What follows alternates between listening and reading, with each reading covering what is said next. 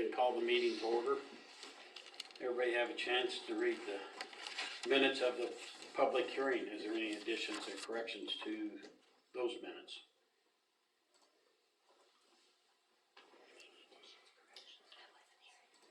If not, do I hear a motion to approve the minutes of the public hearing? So moved. Been moved by Larry, second by Cale, all in favor? Approved, okay. Has everybody had a chance to look at the minutes of the regular last meeting? Are there any additions or corrections to be made? If not, do I hear approval? So moved. Moved by Larry, second by Cale, all in favor? Approved. Sheriff's report's not here. New business, Bud's not here, Jacob's not. Oh, okay, we got the Jacob Church Small Business Incentive.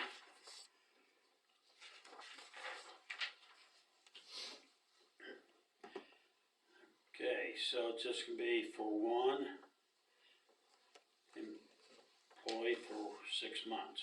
Where's 315 West Jackson? Greg Walls, Oh. welding. So, do I hear a motion to approve the small business incentive for Jacob Church?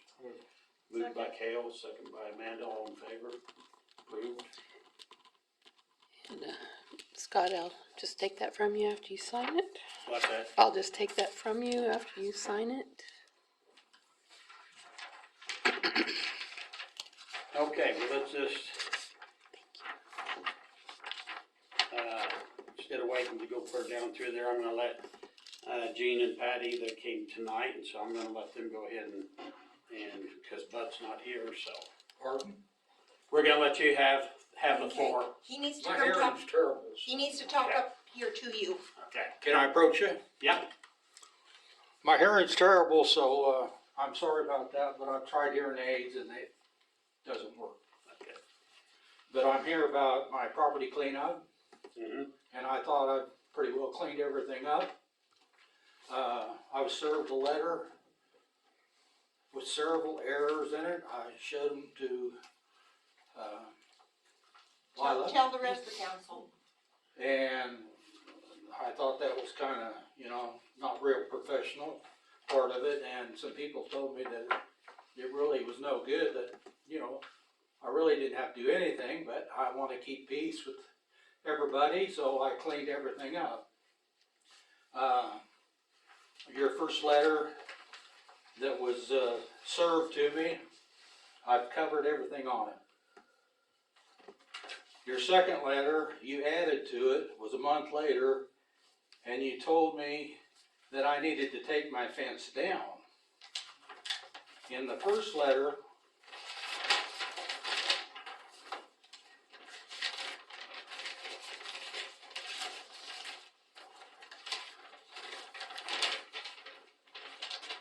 it stated debris and fencing need to be cleaned up and repaired. Okay, I cleaned it up. You say repaired, no specifics of any kind. You took a picture of this side, which I want to tell you a little story about this. It's hog wire, and it was double height. The reason it was double height is because my mom and dad gardened in there, and they stacked their tomato cages, some old screens, and some lumber to build surrounds around the gardening plants. Well, they'd let the dog out, Lady, in the garden when they worked in the garden. Lady went over, jumped up on the lumber pile, over the fence. So Dad took some 2x4s, stuck them in the hog wire fence, and put a second hog wire up to keep the dog in. So I presumed, okay, that's what you didn't like. So that's what I fixed.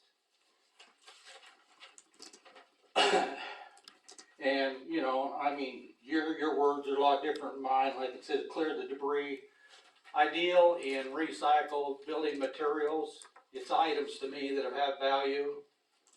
Our main heat source is wood. So, I'm just saying, it's a value to me, and I recycle a lot of stuff. You guys push recycling, and I recycle. I don't just take a load and haul it to the dump. But anyway,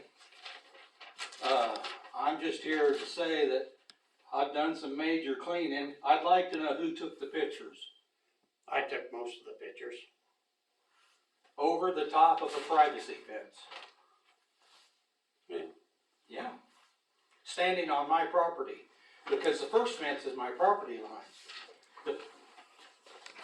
That is a work yard to me. It's not a setback in a lounge chair and drink iced tea. That's a work yard. I clean my lumber, clean brick, I clean any kind of materials that I can reuse or sell.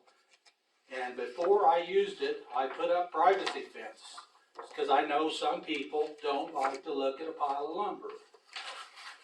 And the lumber, I want you guys to know, is a very valuable commodity to me. Because if I don't use it to build, or somebody comes ask me to buy some used lumber because they like it, because it's fir, it's not hem fir, it's a lot better lumber. If it's not used for any of that, it's firewood, because my house, its primary heat is firewood. I only use natural gas when I'm gone or to help the basement in real cold weather. So, I'm just saying, it's not junk. And the stuff that I cleared at the fence line had been out there for 7.5 to 10 years, because it's projects I worked on before I broke my hip.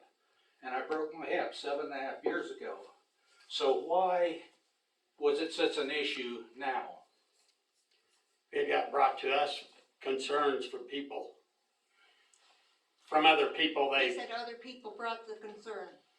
Okay, yeah. well, And so, you're not the only property that we picked on. We've took pictures of yeah. probably 10 to, I read the articles in the paper, and I mean, it sounded like a damn tornado went through my property, the way it was worded. And I don't know if that's the way it was wrote or what, but I'm just saying. And I've talked to my neighbors, and I only know of one that might have filed the complaint, and that was about the trees that Danny told me, Dan, my nephew, told me that she was complaining about the dead trees. Well, I know those trees have given up. We've had too much dry weather. When my folks passed away, I shut the water off. Those trees don't get extra water. But then they found out the trees are actually on city property. And he come down and trimmed the one, which is fine. I told Dan, I says, you know, if that's what they want to do, great. Because I know they're sick trees. But the others I've talked to, and I've talked to Mr. Todd, my neighbor to the north.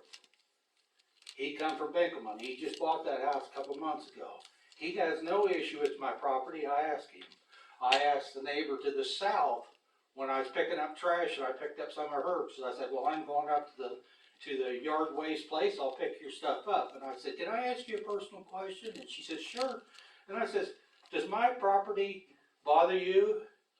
Is anything wrong that you don't like about it? She says, no, it's fine. She says, mine's probably worse than yours, because they got stuff they've been cleaning their yard too. Yeah. So I'm just saying, I'm fine. I can stand here a while.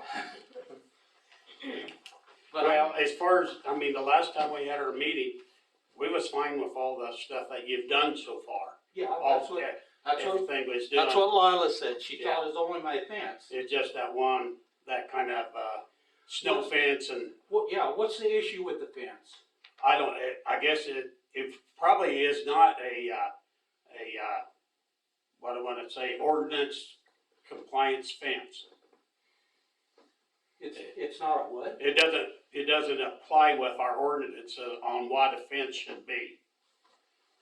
Now, the fence that you got behind her, the wood one, that one's fine, Yeah, that's my privacy fence. yeah. I put But the that other in- one's just kind of a mixed match of all I kinds put of, that in years ago. yeah. The fence you're talking about has been there since 1951 for sure, 71 years.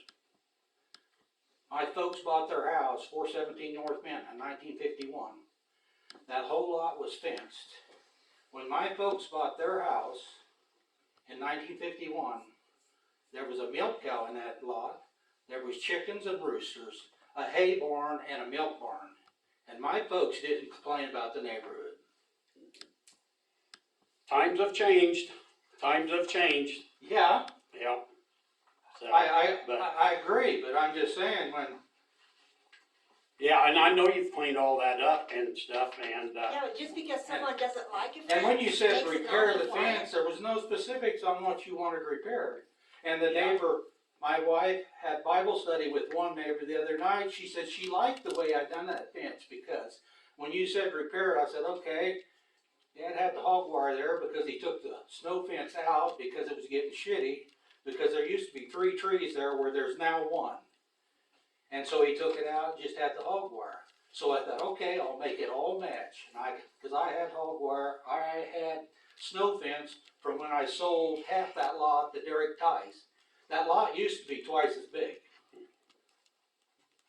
And Derek bought half of it and put that big building up. mhm.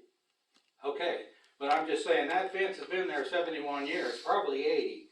But I've got snow fence there, and I've got snow fence to the east, which it had before, because there was snow fence on that property all the way across North Street, part way up the west, part way up the east, then it had hog wire. Orville Mearns owned the property, and he gardened in there for 20 years. Nice gentleman, he lived up the street from us. That's one reason I'm defensive about this is that's my home place. That's where I was born. That's where I was raised. That's where I played as a kid. I remember all this, it's sentimental to me. And like I said, everything's been that way my dad's been gone for 14 years. And now I get letter. Well, we can show that picture of that fence to the council, I mean, if There's they. one other thing I wanted to say. The neighbor that my wife had Bible study with, I think is part of my problem, but she says she's not. She said she liked what I done to the snow fence, because what I done is when I was reorganizing my lumber, I had a bunch of 1x6. I thought, well, if I put that across the top of the fence, around the snow fence, because snow fence is kind of like this, it's never really even. I'll put a top rail all the way around that. That gives me a nice clean rail. Nice clean. So that's what I did. Okay. But that's my defense. Yeah, I think we're all happy with, you straightening up your lumber pile. I think we're all happy with you straightening up your lumber piles and Yeah. restacking them and everything, and you've kept it mowed up, we're all happy with And that. I know you built new all the time, and your lumber was always nicely stacked. I've reclaimed lumber 3 times on my house. And to keep reclaimed lumber, actually, to keep it from rotting, it needs to be tipped. So when it rains, it runs off and the air dries it. It lays flat, it rots. Yeah. Because I've got some there that's quite rotten, that going through my stuff. Yeah. But like I said, I have tried to get along and clean everything up, because those piles were fairly neat when I first put them in there. But the last couple of winters, I went down, sorted through the pile, set the stuff up in the way that I wanted to keep, and pulled out the firewood and cut it up. Well, since January, I think we've had 3 storms that we've had 70 to 80 mile an hour winds. That kind of raised hell with what I had sticking up like this. So I agree. It was kind of a mess, but it was all behind a privacy fence. That's what really gets me. That irritated me too. That was the idea, When 'cause Larry asked People you drive by, if there was a privacy and I wonder if fence. people, because look at the yards, they're mowed. Yeah. They're clean. But you can see back in there through the alley, through those one spots. Yeah, there's a couple of spots. And that's But what people were You've seeing. literally gotta be looking for it. That's what people were seeing is The right normal there. passerby that goes I by. agree, Okay, well, I agree. we agree with that. I'm glad you So- see that. If that was the place people were seeing, why were you taking pictures over the fence then? Just because they were complaining about skunks, possums, all cats and all this stuff. And I told them all, I said, I've never seen a skunk or a possum or a cat down there. There have never been any. I've never animals down seen there. one. And I've always told them I have never seen one. Because when I first seen those pictures, I said, that's over the top of my privacy fence. Isn't that an invasion of privacy? It is not pursuant to ordinance number 8-203. I'm sorry I can't talk to all of you, I seen your question in the You'll have to paper come over said, you here and know, talk. well, do they have fences up? Show it to Scott him so kinda he said, knows. well, there's garages there. I got a building permit and put up privacy fences, south.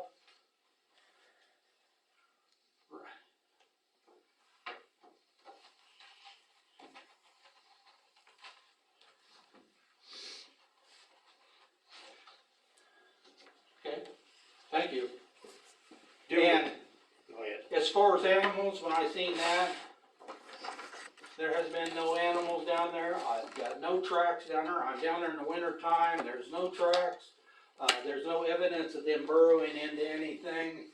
I thought that was kind of ridiculous, and I thought about, you know, when mom and dad had garden down there and they had chickens. I don't have nothing against chickens. I don't have nothing against roosters. I mean, that's part of life.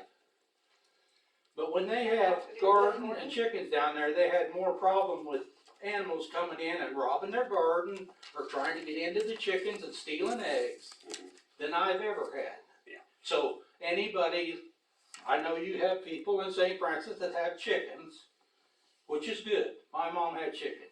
But they're more acceptable to having a predator animal coming into their yard because of those chickens, or if they have a garden, those animals will be coming in and stealing stuff from the garden. I mean, when mom and dad lived down there was deer. Oh, there's deer down there. They'd jump that fence and they'd be in the garden. Cause it was funny, one time Ann Dirks worked for the city, Dad worked for the city, and she calls over there on Christmas morning and says, is Santa Claus over there? And, Dad says, no, why? She says, look out your south window, between my grandma's house and my dad's house were 7 deer. I saw deer going down the alley this Yeah. spring. Yep, but North Street, and we have wild turkey. Wild turkeys will come running up North Street. Do you have the picture of the fence in there? Do you have those pictures? And I have it out on the share. Oh, you got it on the site. Yeah. Do you guys see that? It's kind of that, I call it snow fencing. I think everybody knows what snow fencing is.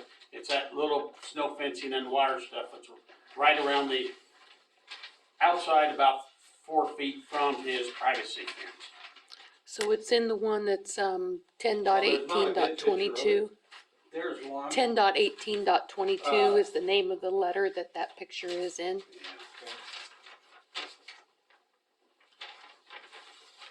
Yeah, Is it's that not- under the, in the folder? Yeah, in the Veller Now, property. this is the back side of it.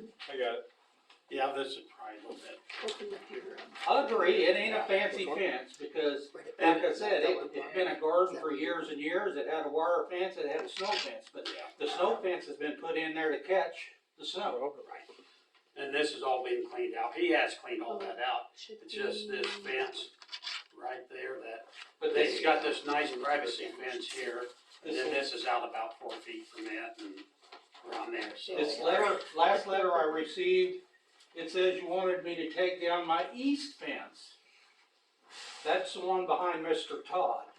Yeah, Every time, That is a nice looking fence. Because I had to change it out about 10, 12 years ago because the renter in Mr. Peters' house yeah. was a woman that had a dog and she tied her dog up by my snow fence. Well, that dog just chewed the crap out of 15 feet of it and tore it up. And I had to replace it. And all that renter told me is, well, that looks better anyway, no remorse whatsoever, and I changed the fence out. But that's been 10, 12 years ago. But same thing, I put this board, I know it ain't new, I used reclaimed stuff. But I put that across the top of a wire fence to do the same thing, to take that weevil wobble out and give it a straight edge. I done the same thing across there and across my east side. Like I said, when you said repair, I was just trying to make it look better. Yeah, And like I said, I also asked my neighbors, Mr. Todd, I fixed that fence there too, and I asked him, I said, do you have any issues with my property? And he said, no, none whatsoever. I mean, I didn't bring him in, I didn't have a really name, but yeah, that's fine.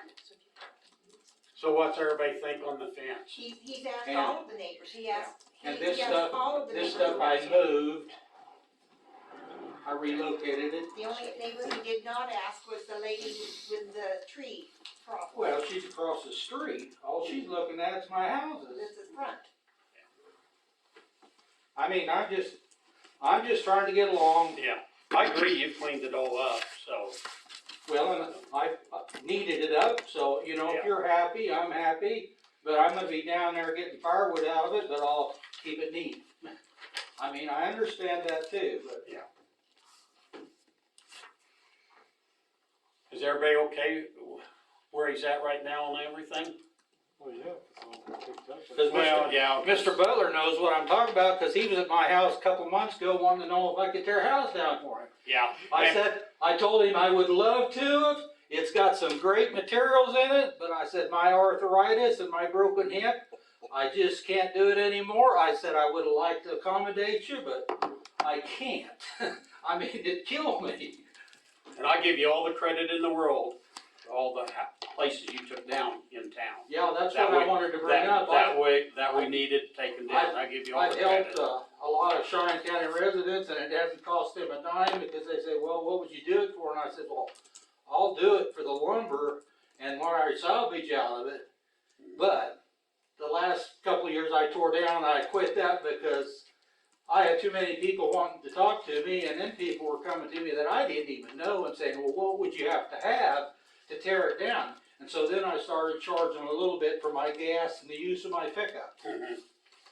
And the one person that complimented me that I took the most out of was the UPS truck driver, Michael. Yeah, Yeah, Mike. He stopped to talk to me several times, or if he seen me out in the country, he'd be a half mile away, he'd wait, he knew who I was and I knew he was. yeah, One day he stopped and talked to me, he said, you know, you've helped so many St. Francis people out you don't know. And I said, well, I was just trying to, I hate to see natural resources like a house just get dozed, threw away.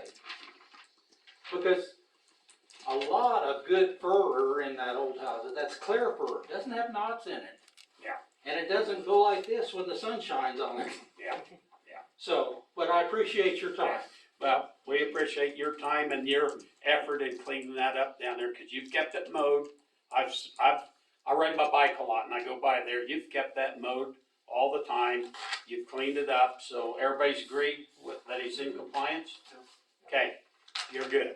Well, thank you, Yep, thank you. appreciate it. Okay, thanks. Thank you. Yep, Thank you for your time. yeah, All thank of you. you. Guys. Thanks, guys.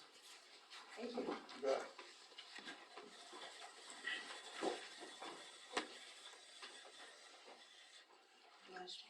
No, I don't wanna bother them, they got business.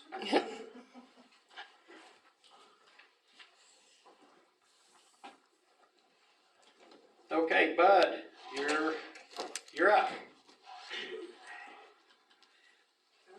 I guess you know, well, I don't know if you know, but for the last couple of years, I've been working on EV, like electric chargers for cars. I know he knows it through meetings. I've talked to JR for a number of years on this. We worked back and forth trying to figure out what power we can get, what power we can't get, what we can do.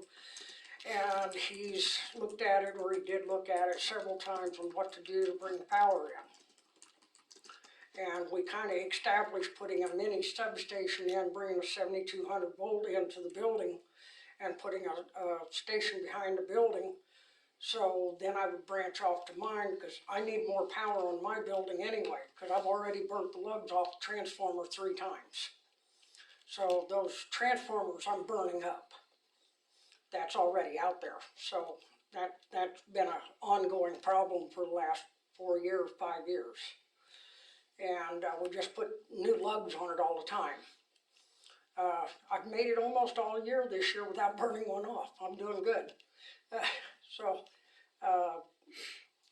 Then I started hearing about some of this other problems that you're having in town, people wanting power, and I wanted to come. I was taking JR's word on what I was being told. So JR's gone. I'm just here to find out if the city's still going to back me up on this EV charging. I put in 2.5 years of meetings and everything, and I finally got on the grant system from KDOT. And with the idea that I had the backing of the city with the power to be able to put this stuff in. This is something to bring people to town. It's not something I'm doing just for me. I'm trying to do it all the way down Highway 36. I'm also including Highway 36 Association in this, along with the CCDC. And I'm just wanting to find out if I'm still in the ballpark or if I should just walk away from it. Okay, well, we've had a lot of discussions on electricity on, basically, yeah, we've got the policy right here that we are going to make sure everybody has their single phase, whether it's a house or a business. But then if they want upgraded from those things, See, my biggest problem out there right now is we've got three-phase with three big transformers. And I'm running 400 amp service already, 200 and 200, three-phase and single phase. And, when Pizza Hut remodeled, what was that, 3 years ago? They put in new ovens, and we're both pulling off the same leg. And whenever you start pulling, all of a sudden you add another 100 amps onto a system that's only designed for 300 amps, and I've got 400, and they've got 300. We've already got a system overload out there, which is a problem for both me and Pizza Hut. That's just outright. We don't have enough power out there to run us. We're running at the max I can run. I'd like to put in more stuff, but I can't. I've got more stuff I'd like to put in. I can't do anything. I'm maxed out. And so whenever JR looked at it, told me, we both agreed I'm maxed out. Whenever I found out, he just told me to find out the specs, and then he'd start working on how to put the power in. And I asked him about the cost. He said the city was in the market to sell power. You're using it, we'll put it in. That was his words. So I'm going by what I was told. I went to the state. I've been to so many people on these EVs, because these EVs pull a lot of power. We have to come off there with 7,200 volts. We're going to have to come in with a major power supply, which is not a big deal. I'm right there. I'm right at the end of it. I mean, we're not going anywhere. We're already there. It's there right behind the building. So it's just a matter of coming in with it and setting another transformer. But we're going to have to do that anyway, probably next year. We're going to blow them transformers up. do you know anything about that, Dan, on as far as how much power's out there and so forth? Are they underrated? Well, he's pulling a bunch. I don't remember. You've been out there and put the new Well, loads on. I've been out there and fixed it several times. And we just burned the loads off, and then whenever we did the voltage checks, remember, everything was on one side, one leg, me and Pizza Hut. And we're told, there ain't nowhere to go. I can't pull no more. Everything gets hot if I turn on everything. So I'm already maxed out. So what would we need to add out there, besides more transformers? That's probably about it. I mean, that or go bigger with something, but we need to know, I guess we need to know exactly what you need for power so we can figure from there. I'm sorry. We need to know exactly what you need for power so we can figure from there and then bring it back to them and they can decide, because JR talked about putting the 72 underground over to me, and back there in the back setting a transformer. And that's what we had talked about, once we found out how much power I needed for my EVs. right. And there's two different kinds of EVs. One I can run off of a 200 amp service, which would not be a big deal. But those run right around $175,000 each.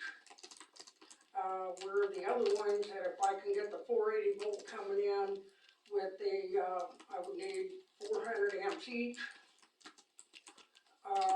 That takes the cost of the EV charging units down to $32,000. There's a heck of a lot of difference there whenever you're wanting to put in 4 chargers. So that's how many you wanna put in, 4? Yeah, that's what I'm trying to do.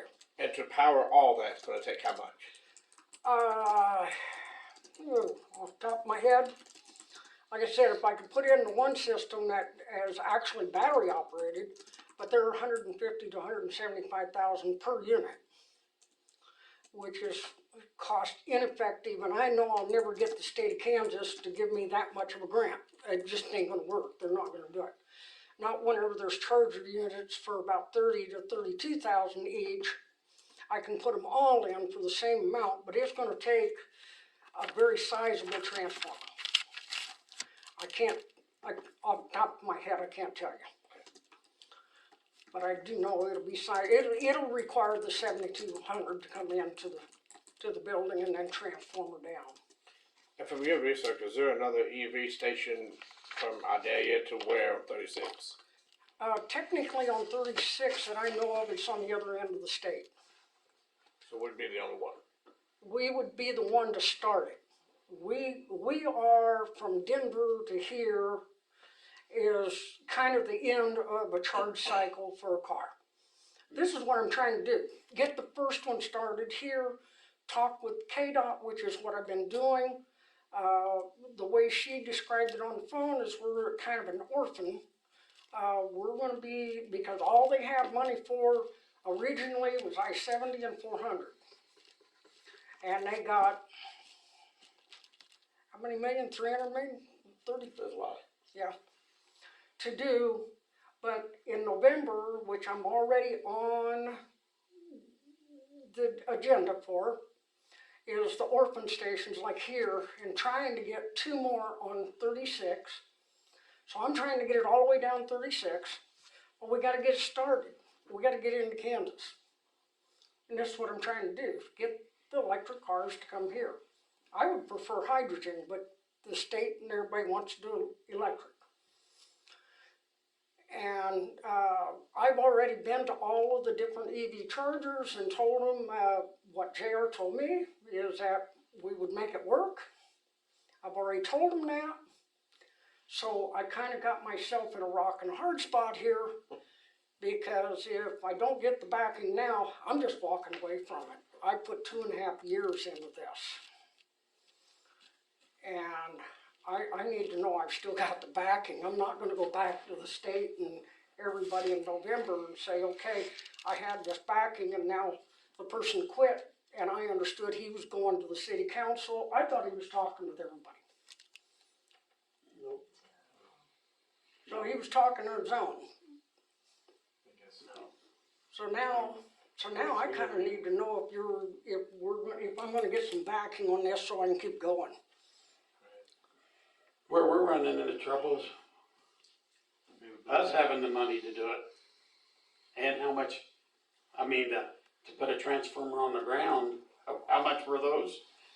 You know, the one like the hospital has is 32,000 if I remember right. How much? 32,000. 32,000. Yeah. And the other day when I priced wire to get to your building, it'd be $485 a foot times 3. So And how far? that's just it. I don't know without. And then the availability is what, a year out on a transformer? 2 years. 2 years. Before you even get one. Lot of hat now. 10 now, yeah. Right now. Now, anyway. when I go to KDOT next month and see how much the grant is, I might have some to go with Right. it extra. Right. But originally, I was doing this on my own. And I was gonna put in 2 chargers on my own, but I was gonna still need the power to do it. And JR had agreed to that because I was putting that in on my own. But I just got through redoing my whole driveway with a conduit or culvert out there that cost me a fortune, because I couldn't get no help on it, so I did it myself. And so I don't know what grants will be available. Like I said, there's gonna be an orphan grant, it's gonna be whatever I can get dug up. But at least I got on the billing for getting a grant. So, wouldn't that grant also pay to get the That's what I'm transformer? saying, I don't think so, I don't think I can get enough to do all of it. I don't know until I find out in November. Yeah. But if I can't get the grant, I wanted to go back to trying to do it on my own and maybe putting in two. But I'm still gonna have the power to come in to get it done. Where would the stations be set? Back on the back side of my building, there's that little bitty storage building I got there. Yeah. Yeah, it actually belongs to Coast Carports. Oh, And I'm supposed to have it out a little farther for advertisement, because it don't really belong to me. But on the other hand, I'm gonna take it around to the back and put the park chargers there. gotcha. And Because then that would be a good spot, because the power's right there. when I wouldn't people have to go charge, very far. Do they pay to charge? I'm sorry? Does the car driver, do they have to pay to charge? How much, Yeah. how much is Mhm. that? It's just like anything, you put your credit card in, you get so Yeah. much time and so much charge. But to start out with, putting in an EV charger, figuring the first 3 years, you're gonna be 100% in the hole. Yeah.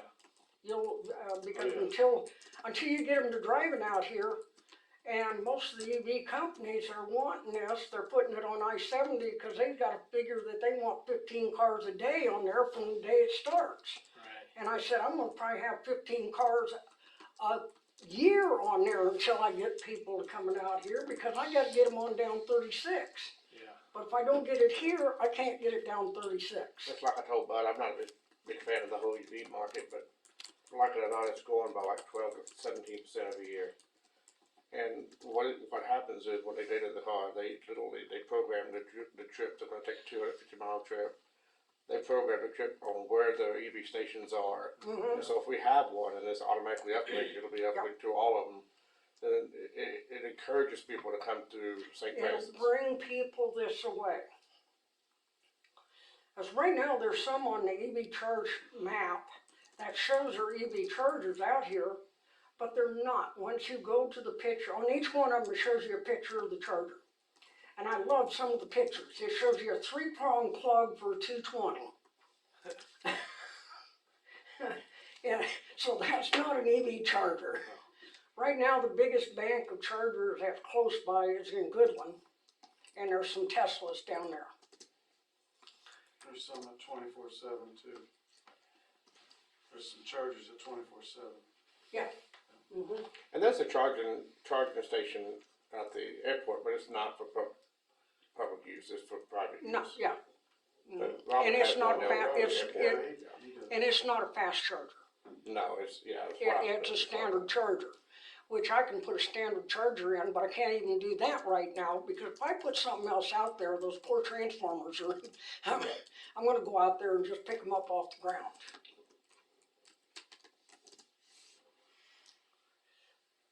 What's everybody's thoughts on, I think you gotta look at what the cost is gonna be, I mean, without some solid Yeah. figures, I don't know how to. Can you do it pull top?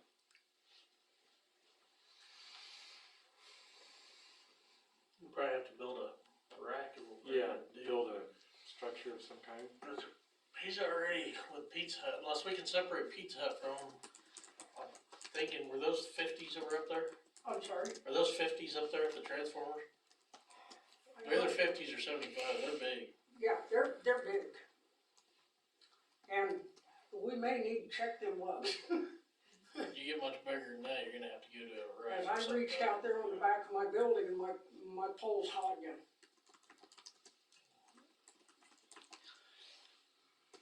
And I've been just trying to survive through until I can get this going, because if we're gonna do this, I don't wanna holler to fix what I got there and then have to do it twice. So I have refrained to put anything else in. We'll pull them so much for the two businesses off that, what they got out there. Are we looking at a possible danger situation? Well, that's what I'm saying, we may have to separate what we got out there. We may have to put Pizza Hut on its own, or, Around the corner, wasn't there another substation there?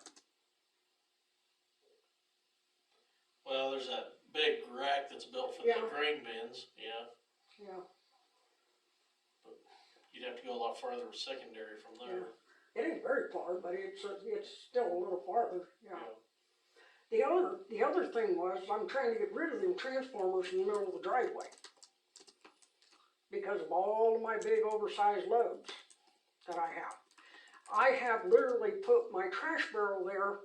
I don't think it'd be standing right now, and I think you'll attest to that if I hadn't put that trash barrel there. Because it's been hit so many times, I don't know why it's still standing now. But if I move my trash barrel back to my building, we'll probably go back to that too. So that's another thought that we've had happen multiple times. Actually, we've had a car setting up like this trying to climb it. So, it's right dead center of the driveway. In the back? Huh? Is it in the back? In back to the corner. Yeah. And with the oversized loads, whenever, I told AT&T and I told the cable company, one of those days, that cable's coming down. I told them and told them and told them for 16 years, I told them. You know what, it took down 7 telephone poles, 1 camper, many transformers when it did come down. And they tried to blame me and tried to sue me. And I said, no, I've got it in recording and I played it for them and they shut up. They left me alone. But eventually that one's gonna come down. But at least I've got it protected right now. I've got the big deal in front of it again. It's just multiple situations there. This power problem back there needs to be repaired. And I'm trying to do something for the community. And so while we're repairing it, I'm wanting to go ahead and fix it. So when do you say you're gonna go talk to them about the grant again? In November, KDOT's supposed to get a hold of me. That's when they're gonna release, as she described it, as orphan funds. And it's not really that name, but we just kind of nicknamed it that. But it's gonna be funds for, outside of the interstate. And I do have my name on it, so that, Well, can you come up with more of what you're actually gonna need for power? And then maybe Dan needs to go out there and look at the whole situation as far as you and Pizza Hut right now. And then get that kind of established to where we're not having issues there. And then once we know how much power you're gonna need for this charging station, then we can look into what the costs are gonna be, so we know where we're gonna be with this. Were we talking 3-phase coming into this? 3-phase. That's what he has. He's already now, got it yeah. though. I Are we wrote- talking additional 3-phase? No, we could do it if we put it in big enough, we could do it to his building and then he could divide it out himself. Yeah, once you get to me, then, and bring 3-phase in, or, have 3-phase for me to get to my building, then I can divide that out. That's not a problem. What do these charging stations take? The charging station takes 480 volt, and they are 350 amp each.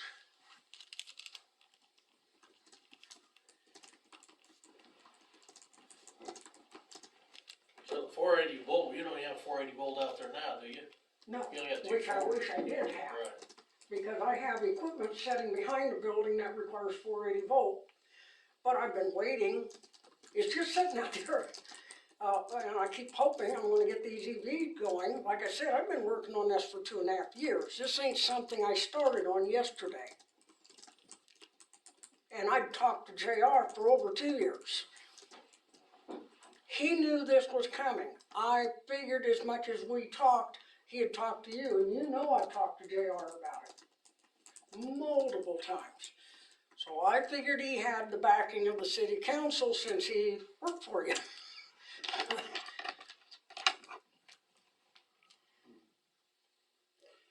Well, I think we need to come up with some pricing of what everything's gonna be. that by the next meeting? I can try. I'll just get with you and find out what you want, like 480, for 480 volt, whatever. We'll figure out what you want, then Okay. I can call transfer. If we can get the price, I can get maybe get that put into this grant. I might be able to get it, I don't know. Well, that would be the nice thing for our part But of I'm it just because, not gonna I'm not gonna sit here and guarantee it, I'm just Yeah. gonna say I can put it in with it. Because I've been working on this so long, all of them know me by name, you know, whenever I call them. And actually the one that finally got me into this grant was, the senator, called me and, got me in touch with KDOT, and finally, I had to go through the senators finally to get somewhere to get this money out here on 36. So I brought the money to 36. Now we just need to do something with it. Yeah. I just don't know what we're gonna get because it's still up in the air. well, let's get Dan to work on that and try to get some figures for us so that we can make a good decision on it, and what the hell to do it. And like I said, if we don't get this done, I still need some power at the building. Right, yeah, yeah. Okay, Because I can't do any more inside until I got something coming in that's reliable. okay, we'll do some checking in on it then for you. Get Okay. to you as quick as we can. Let Dan work with you on it, so. Okay, then I got one other thing that it's been brought to my attention, and I was asked to see what I could do about it up, in front of the ASC's office and Dollar General. We've already had at Dollar General at least 2 wrecks there for people pulling in and out. Okay, the other day we almost had another one, and it's gonna be a bad one of these days, because those trucks parking on the highway, we need to get some no parking signs up there, so those trucks don't park on the highway. There's plenty of room behind my building, they can park there all they want. But they park there on the highway to go into Dollar General or whatever, and people go around them, and they don't see pulling out of Dollar General. So it's it's gonna happen. That almost have to be the state doing that. Yeah. Have to be the state doing that, putting up the no Yeah. parking. on That I don't know, all I know Yeah. is in city limits, so I'm Mhm. here. Yeah, That would be. I've seen the trucks parked there, yeah, Yeah, they're and that's parked not good. And it wouldn't be so bad, people pulling out of Dollar General, pull out far enough to see around that, by the time they see around the truck, somebody coming into town at 45, 50 mile an hour, most of them usually a little closer to 60. Yeah. It's, we've had 2 wrecks there with people pulling in and out already. And that was without a truck there. Yeah, I guess we could try to contact our local guy up here so he can get a hold of them to see if they would do something about that, Okay, so. Okay. but that's just something, that's a safety issue, and Mhm. that's something that with my, being on the board of Highway 36, it's on 36, so that's where I come Yeah. in on that. Yeah. So, Okay, okay. Let me see who's in charge of that out here, Brent Rogers, isn't it? So if we can get a hold of him, and then maybe he can contact Norton and see if they can get they're any still gonna signs. park there, but the situation is if there's a sign there, at least now it's gonna give somebody the who is liable. Yeah, Who's right, liable. yeah. So, cause you know and I know they're gonna still do it, but, Well, hopefully it deters them enough that they won't get quite as bad. so. Okay. Okay. Thanks, Bud. Thanks, bud. Yep, thank you. Congratulations again on the recognition. Yeah, Yep. congratulations. Yeah, Yeah, that was neat. yeah, yeah, that's good. Thanks, bud. Yeah, thank you. Thank you.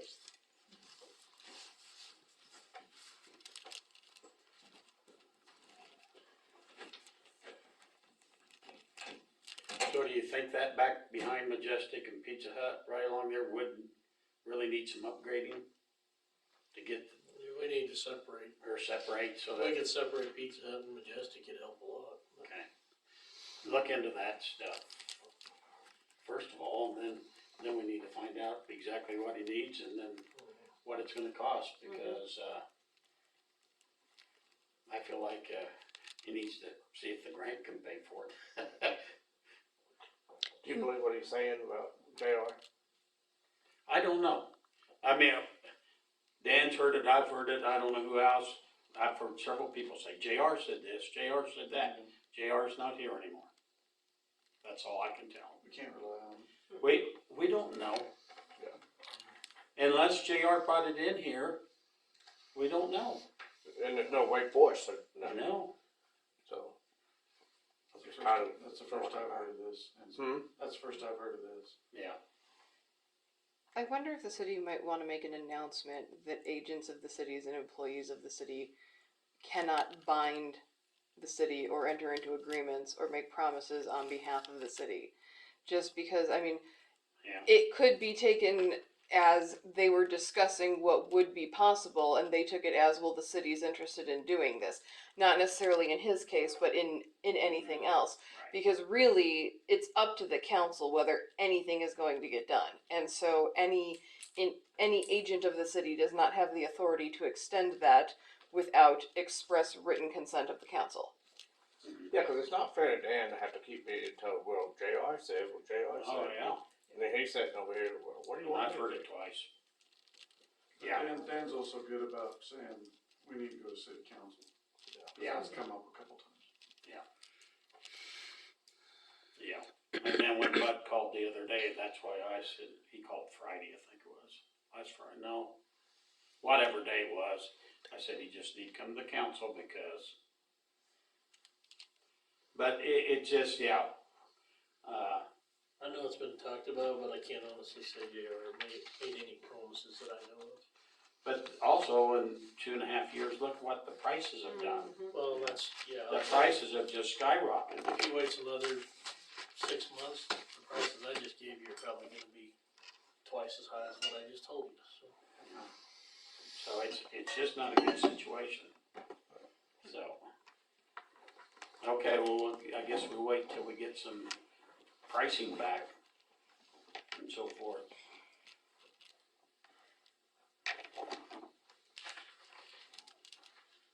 Okay, back to property cleanups. We've gained a lot on a lot of properties we have, and, so if anybody sees a property that they need to, we did see a spot today when we was taking pictures of a junk pile in the alley, and we need to give them a property cleanup. They just, looks like they've just taken everything from the house out there. There's a mattress there and box springs and junk just piled in a big pile, and it's been there for quite a while. So we need to get a picture of that. So that's the only thing I noticed here lately, so. But there could be something that I'm missing, so. If anybody sees one, let us know. Okay, projects pending. Anything on that? I tried to get a hold of one of the places out of Denver, and, I'll try again. They didn't act real interested either, but I just talking to some gal, so I'll try again. That's for the band shell see what we can do this seating. Do you know, did you have a number to the one in, we need to try to call that place too. So, and I think if we can get one or two of them interested in coming in, giving us the estimate of what it'd be, then we can turn it back over to Greg and say, we got some people that are interested in do it. Now is this gonna work and apply with the historic registry and stuff? And if it does, then we got chances of getting grant money.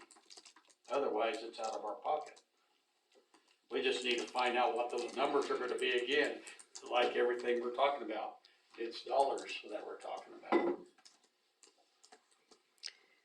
We have the policy out there for the electrical upgrade, if you guys want to look at it and vote on it. Okay. Yeah, did everybody have a chance to read that? Have we heard anything from the attorney we can do it. I visited with him today, he actually was up in the courthouse and he has not heard from the state, but he was going to reach out just to make sure that they received his letter, and he was supposed to, once he got back to Hayes, send me a copy of that correspondence. I guess once it's here, I can send it to Lila, and Yeah. Lila just want them to stop in at that point to read it. Yes. Okay.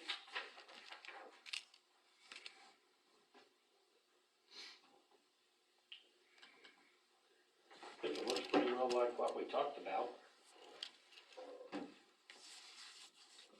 Definitely gives us a basis to stand on and start with. And that even even goes with what we just been talking about.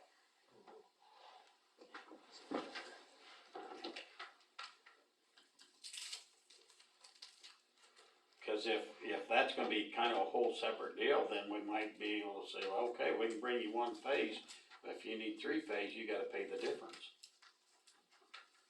We need to work it down to where it's the most economical and it's gonna be payout for us eventually down the road. Because I don't understand enough of it, but is he, do you think he's asking to bring in more 3-phase? I don't know how that works. No, well, yes and no, he's asking for a heavier transformer, I think, than anything. Same Heavier- 3-phase, same everything, but if you Heavier go load. underground, you'll Heavier have load. On everything. You'll handle more equipment to be running at the same time on 3-phase. Or whatever. So what do you think the heavier transformers, bigger transformers are gonna run? Well, I'll bet you're 25, 30,000 pretty easy. That's for a Pad mount. pad mount. Right, now if you get into If we build a rack, top, you'll still. That's strictly a guess, but 15, 4,000 or 5,000 bucks a piece probably, so times 3. 15. so maybe half the cost, put it all in a rack. That's just throwing a guess at the side.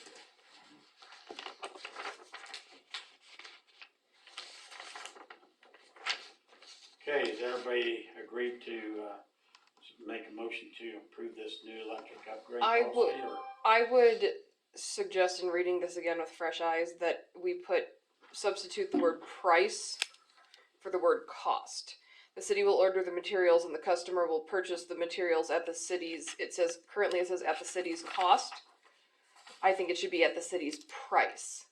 Because there could be an argument that it's the cost of the city, it's the cost to the city's paying for it, we're purchasing it at the city's cost. I just don't want there to be any ambiguity, so they will purchase it at the city's price.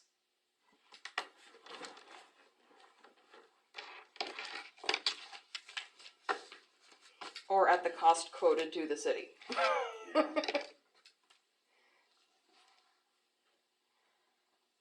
I like that, the cost. At the quoted. cost quoted to the Yeah, city. quoted to the city. Okay. I'm sorry, I looked at that and looked at that and looked at that. I still have another revision. That's, So if we change the wording on that, to the cost that is, Quoted to the city. quoted to the city, is everybody in agreement with this? I hear a motion to approve this policy, I guess. So move pending the change. Okay, moved by David, second by Amanda, all in favor? Great, okay. and the other thing out there that I've got on projects pending is the city billboard signs. There is a invoice, and I'm trying to find it, but my computer died. Does anybody have it out there? It's in the clerk report folder. It's from Commercial Sign, and it's the initial, cost for the billboards. We had to put 60% down. You guys approved the total cost, but we'd like to be able to pay it out of cycle so we can get moving on it. The check was actually in the folder there that you guys signed, but I need a motion Oh, to pay it out of cycle. and we worked the 2 extra deals for Yes. backups, okay. Yes, and pardon me, but I'm gonna look at the checks real quick here so I can tell you what Okay. the amount is.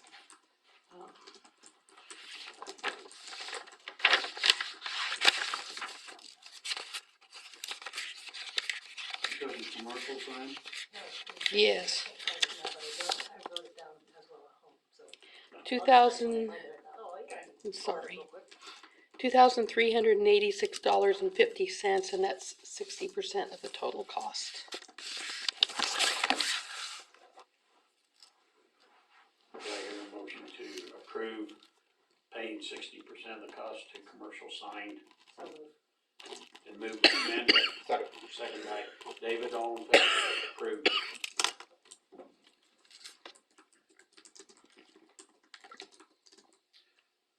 Yeah, 'cause our signs are getting pretty faded out. Ooh, they're not very good looking anymore. Okay, anything else there then?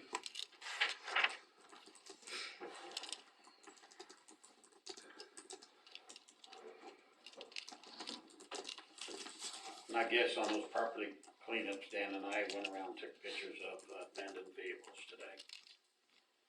So we have several pictures. That will go out with the letter once we read the letter. Do you wanna do that now? Or do you Yeah, wanna- let's just go ahead and do Alright. that now.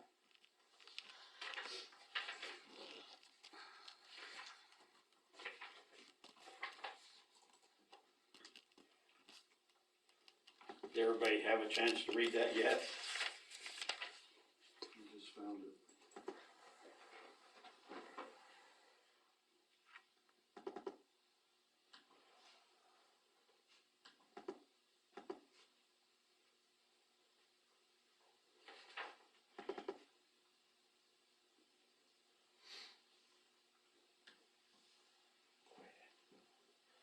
It's under the attorney. It's under attorney report. Yeah, I like how you got that last paragraph in there so that they. That was your requested I like edit. that because we tried to get pictures of most of them with license plate that showed that a lot of them didn't even have a plate on them, but a lot of them had old plates on them, and then, but there'll be a couple of them that will be questionable, a couple of them.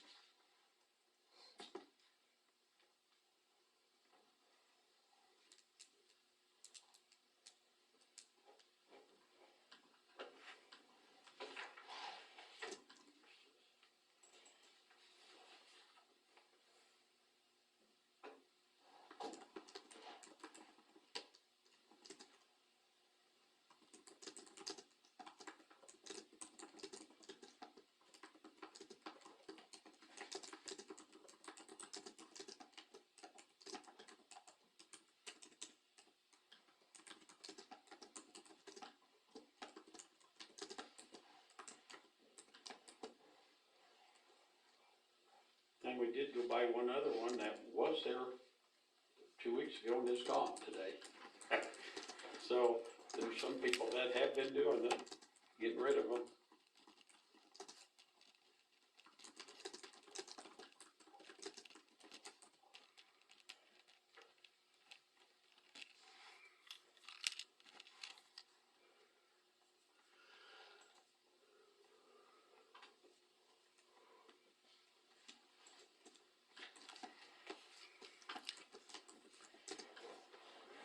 Anybody see anything on that everybody agree that that's gonna be good enough to send out with the pictures to each property owner? And the trouble is, some of these are gonna go to the property owner with it, but it's not their vehicle. But then property owner's gonna have to get after the person that has the vehicle on there, Yeah. is basically what it's gonna amount to. Okay, do I hear a motion to approve this letter on abandoned vehicles? So moved. Moved by Amanda, Second. second by Larry, all in favor?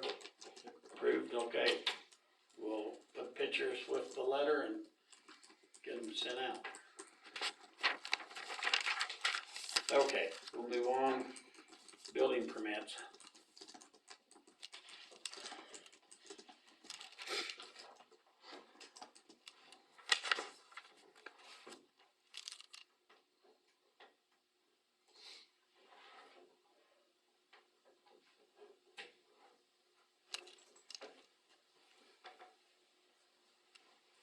Another person I have no idea who it is. Okay, we got 2 permits there. For the same person, one for landscaping and one for, well, they're both kinda, One of the building was a driveway. okay, yeah. Yeah. So do I hear a motion to approve the 2 building permits? Moved by Cale, Second. second by David, all in favor?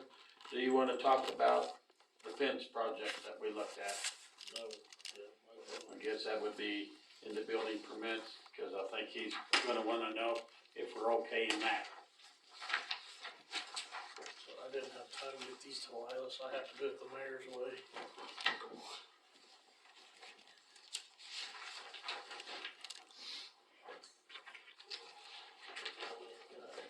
Well, I know what it looks like, so. Oh, is You this wanna see it? Mark? Mhm. Who? Mark Mills. He's wanting to put up an archway from pole to pole and then put his gates in between. He's on the archway high enough to pick up a little bit. Yeah. First he told me 10 foot, and then it was high enough to pick up a little bit. So, Yeah, that's what he kinda told me, he said, high enough that I can get a pickup in there. In between here. yeah, that's where these 2 short poles are. He's gonna Yeah, extend them up. that could just kinda hard, yeah, Yeah. from here to there, Pretty simple. he's gonna extend those poles up a little bit higher, and then he's gonna harden something across there. Then he said he already got the gate that he's gonna put there, so he can pull a pickup in there. And the gate was gonna be 6 foot, I mean, it was gonna be just the archway to support the, Yeah, the archways to help support Sounded like it was a wood gate. the wood gate and stuff. So it'll cover just an archway? I don't think it's gonna be covered, huh, it's just an just gonna be archway, an archway and then have the gate. just something to support the, The way the fence, yeah, or the gates. the gates and so forth, so I couldn't really see any problem with it. I mean, I really couldn't see any problem with it. Nope. So I guess we could go ahead and make a motion to approve that too, and we'll just get it signed and let him know that it's been approved. He hasn't filed for a permit yet or anything. Yeah, he hasn't signed for it, but I guess that way we could approve it on the basis that he comes in and signs up for the permit and pays for the permit. So did I hear that motion? So, Moved by Cale, second by Amanda, all in favor? Approved, okay. It's approved if he comes in and fills out his permit.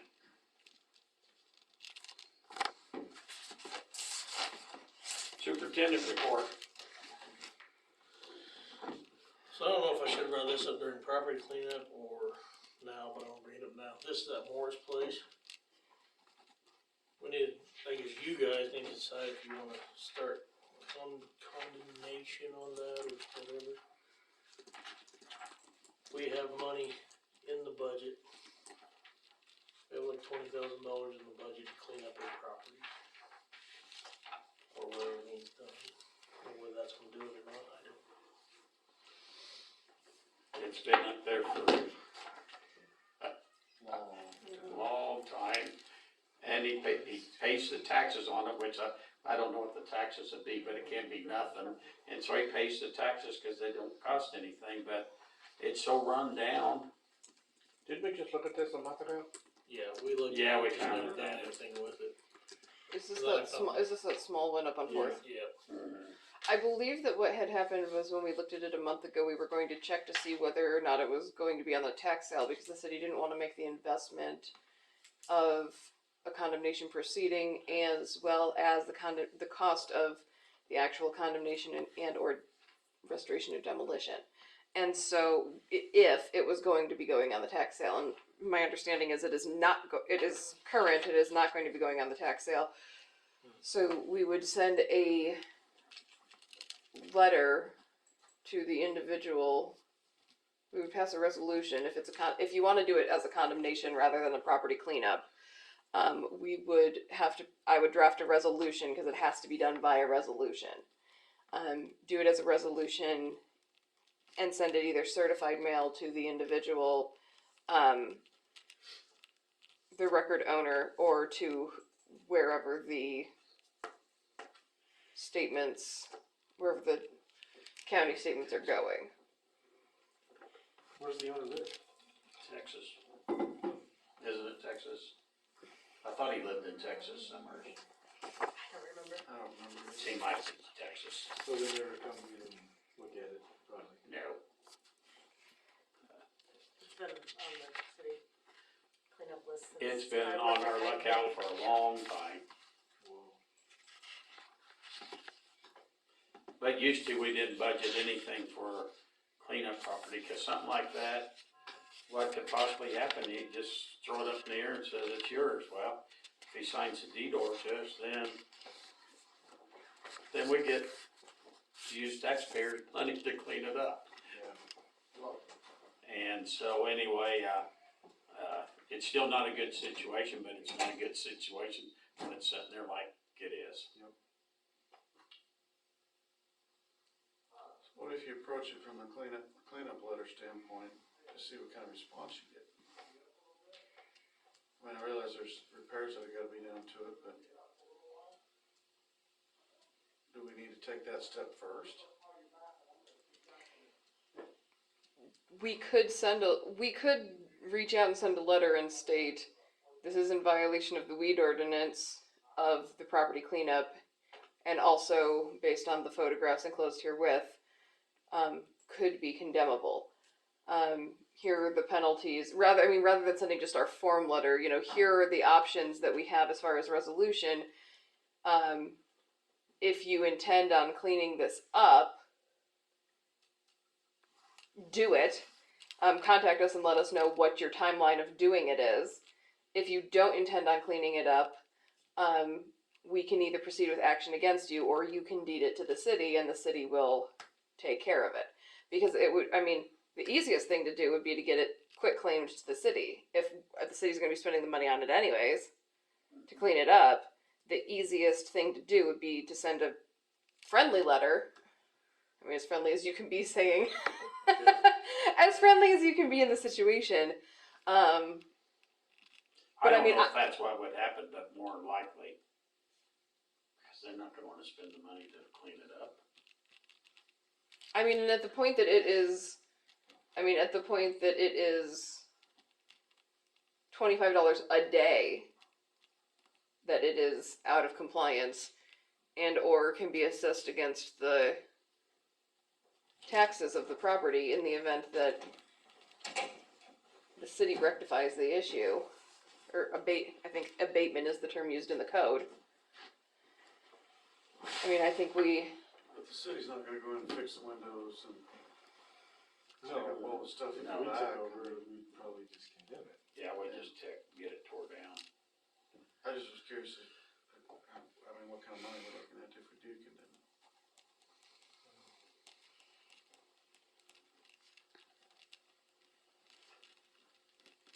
And having the time, and, the crew doesn't have time to tear something down and clean it up is our problem.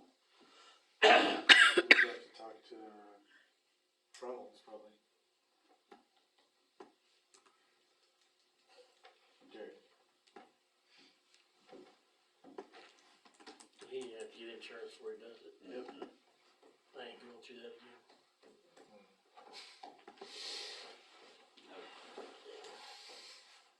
What's everybody think? Send him a letter on what he needs to do to it, or first, and then, I don't know, I was simply asking, cause. yeah. I think maybe that and mention the other option. If you're not gonna fix this in 60 days, then your other option is deed it to the city and we clean it up. I don't know. Or deed it to somebody that will clean it up. Or deed it to somebody that will. Is that by? But it's not a very big property, it's just No.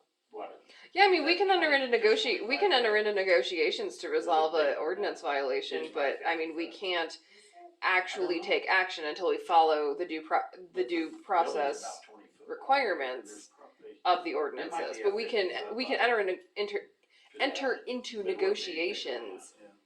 without the consideration of making sure we follow exactly the due process requirements. Because right now it's just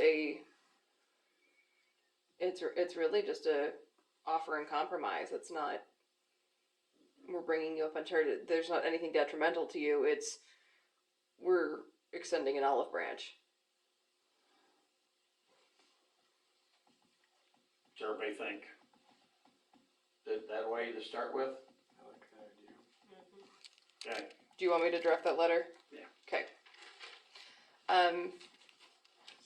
Amanda, will you get me the contact information for where the tax statements go? Mhm. Thank you. If we're gonna do that, should we do that other house too, that you said Howard owns it? Mm-hmm. Well, that's the two houses in town that we really have the. is that the one that's on On Third Third Street. Street? Yeah, Mhm. the ceiling fell in on Yeah, Yeah, might as well do both of them. yeah, sent in the letter too. Third Street. We're on Third. right next door to Travis's building. Oh. That house is set. There's that house there, right by Bing. Right next to Posh House? No, up there on Third. It's You know on where- Third Street. Posh is down on Adams. What's the address, you know? The Third Street house? Stephen Moore's would be on Almost. College, and then my brother has his two shops, and then that next house. Oh, And then next to that's that Bing, Mm-hmm. Third, okay.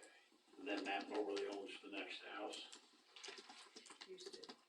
Yeah, who owns it now? I believe Keisha does. They were living there. Okay, so we'll send letters to both those properties, okay. And Amanda, you'll get me the contact info for Mhm. perfect. Yay! Third Street.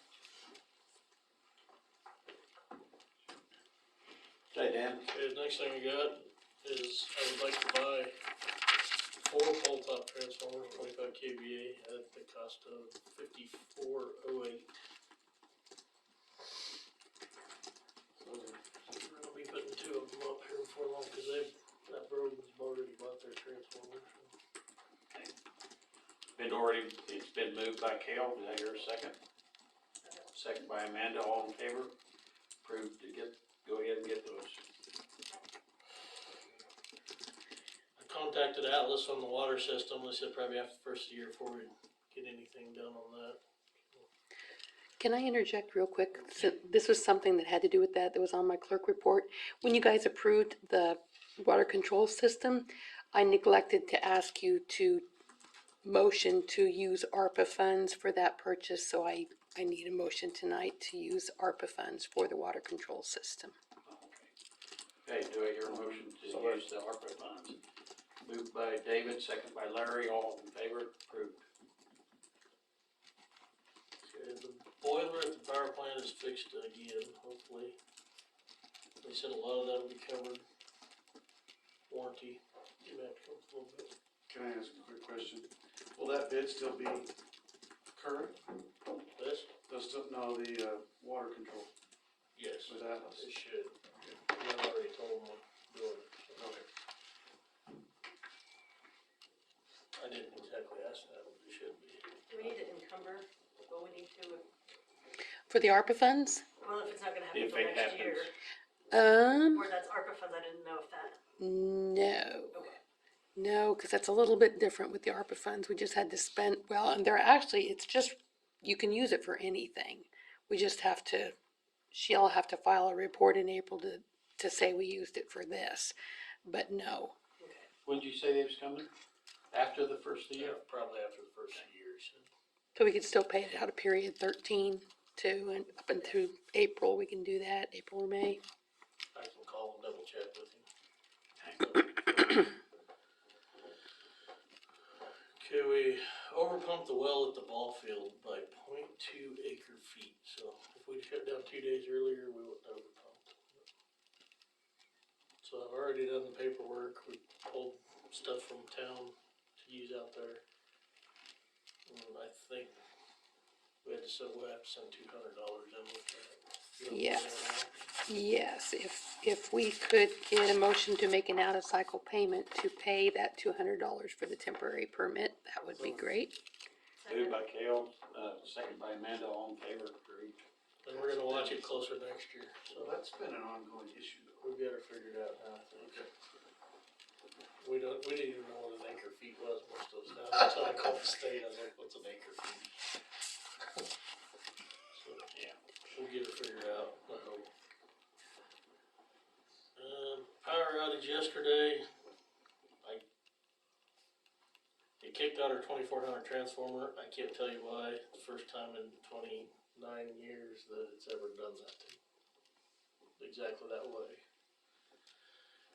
And just to explain it, since we're always on tape and people listen to it, could we run back in and flip that switch back on? Yes, but anytime the power goes out, we drive whatever feeders are out. So we had 5 feeders out, we drive them all before we turn them back on. So, luckily that's all it was. But Safety's gotta come first. Yeah.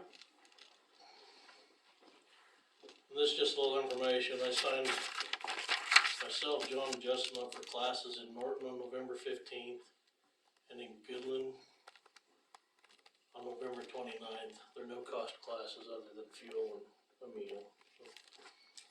And then Justin signed them up for one in December 13th in Colby. And this should get a lot of their water credits out of the way. So.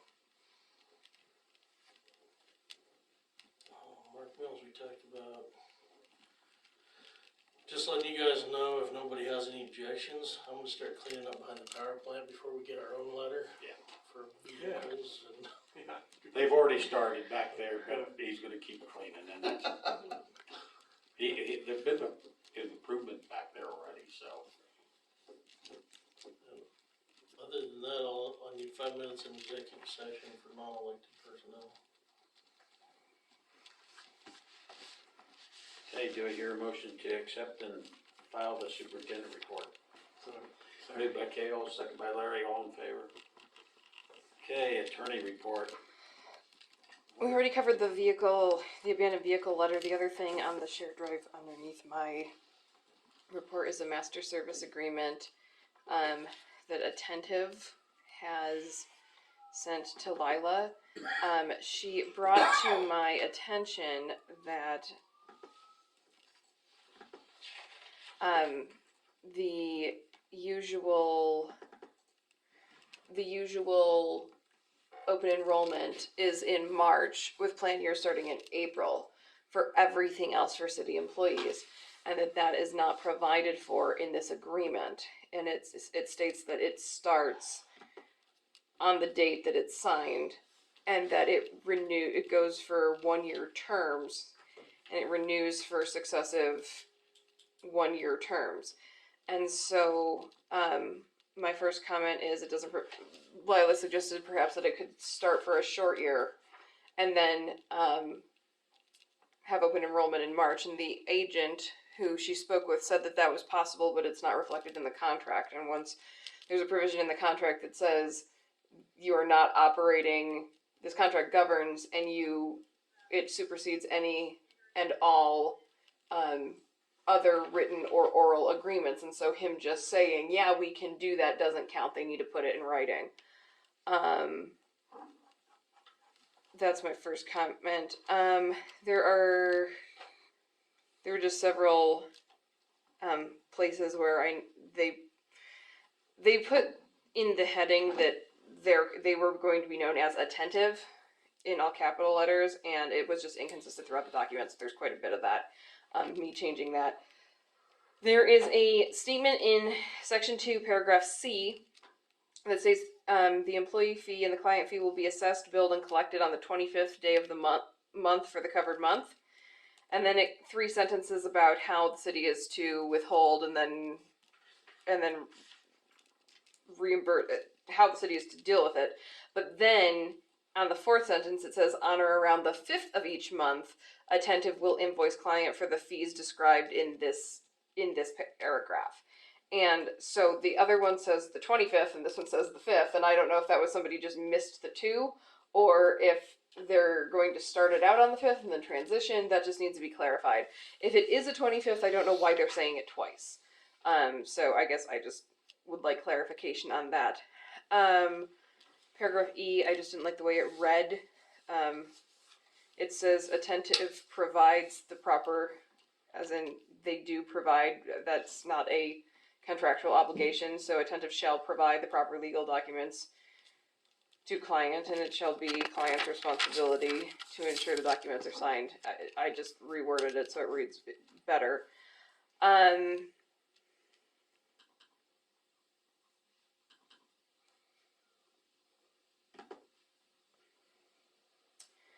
The comment on section 5, paragraph C, every eligible employee must sign an employee understanding and disclosure stating their wish to participate or not to participate. That language is in section 2, paragraph F, so I don't know why it's also down here.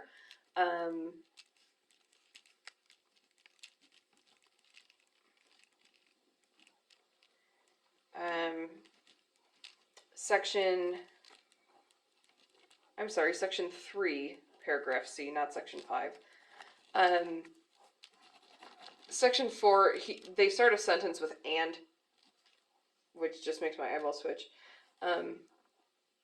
So, it could be omitted, while client is acquainted with their attentive's method of operating and sales materials, it is understood that the client does not have the right of control over attentive or its subcontractors, etc. So the word "and" can be removed, or it could be further, also, additionally. It just drives me nuts. But I put it in there, so I thought I'd bring it to your attention.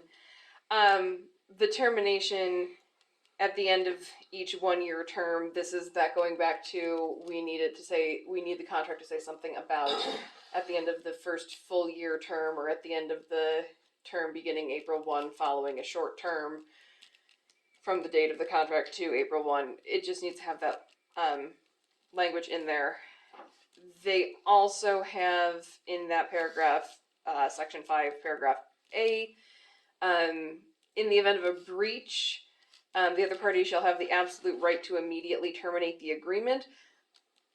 It is commonly found in contracts that if somebody is in breach of the contract, such as one of the examples they give is that payment hasn't been made, it's frequently found in contracts that the party who is not in default will provide written notice of the default to the party who is in default, and they will have a certain amount of time to cure the default, 7 days, 14 days, 30 days, whatever it is.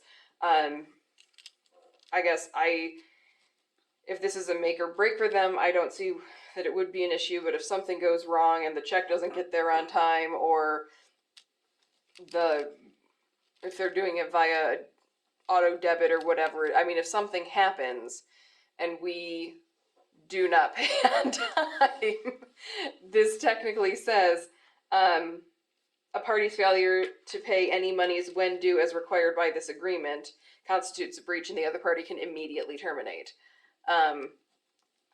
That just doesn't really allow for any wiggle room in case something does happen. So I would just suggest that we have them put in, they may not be agreeable to it, but I would ask for a written notice and then 7 days to cure the breach.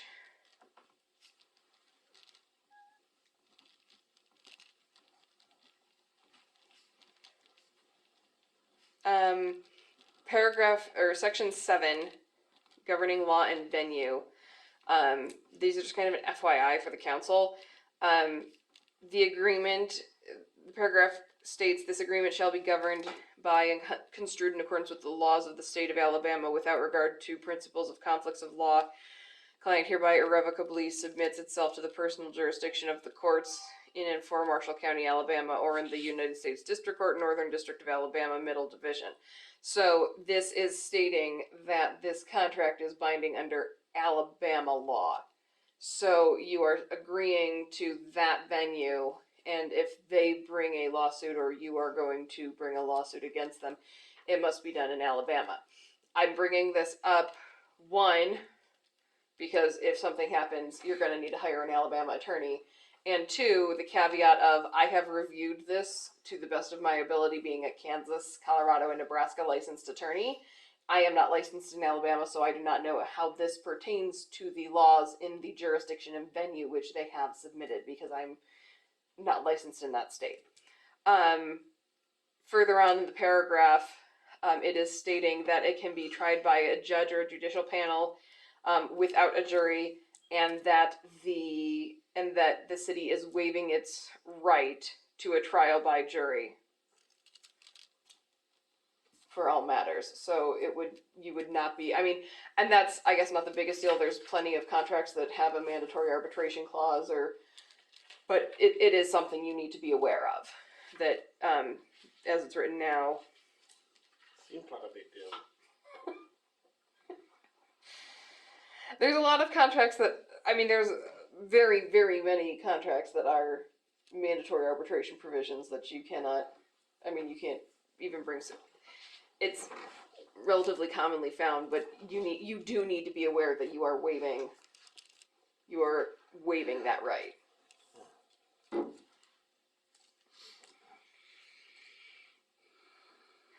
And then it has in here, where was it?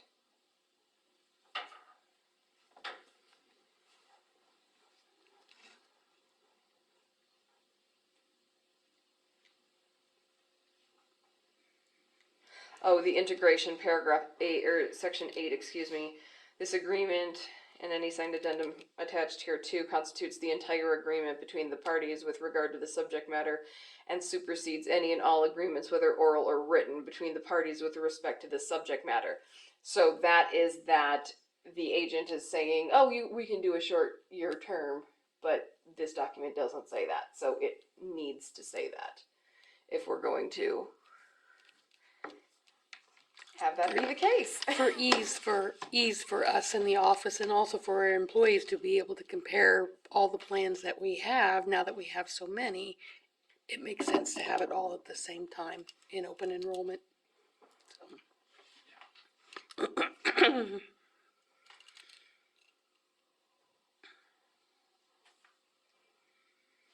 So what do we need to do on this then? Guess get this, for them to send back these changes?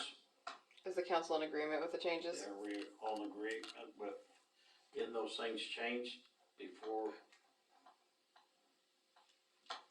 Do I need a motion on that, probably? I don't think you do, Agreement? because we're Okay. still in a negotiation process. You'll need a motion to approve it, but I guess this is not the final form we're presenting to the council. I will go through and just kind of clean up my comments. I Okay. mean, I did it as attorney for the council so that they would be aware. Mm-hmm. But this is not what I would send to Right. Attentive's attorney. So I will just modify my notes a little bit, and then I will send you my new updated document. Okay. So according to section 7, if there was, for whatever reason, litigation to take place, what happens? Well, if they sue you, they will sue you in Alabama, and you'll have to hire a attorney in Alabama to represent you. If you sue them, you'll have to go find an attorney in Alabama to sue them.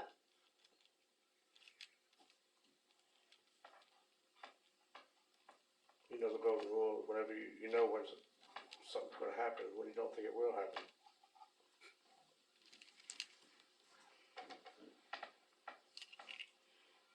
But, like you said, there's also other, you've seen this fairly regularly, the kind of, I mean, the contract that we looked at the other day for that distribution agreement was, the choice of law was Colorado. Okay. I mean, it's not uncommon, and I think they actually are in Alabama. They're in Alabama, so they are stating that they are providing this service, and this is where their company is. So you, by engaging them, are consenting to their jurisdiction. I mean, that makes more sense to me than the one that was the Delaware company for a Kansas municipality with the choice of law of Colorado.